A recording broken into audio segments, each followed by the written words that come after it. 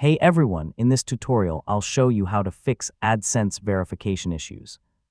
So if your account is stuck on identity, address, or payment verification, this guide will help you sort it out step by step. First, open your browser and sign in to your Google AdSense account.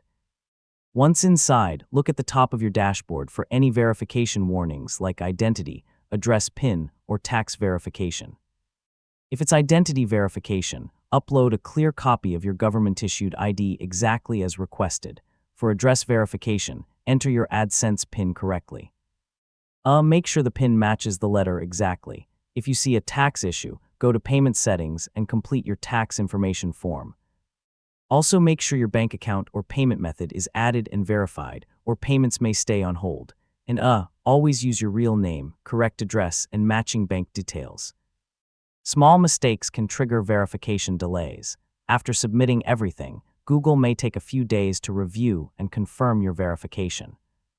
If your verification is still stuck, contact AdSense support through the Help Center for assistance. So that's how to fix AdSense verification issues.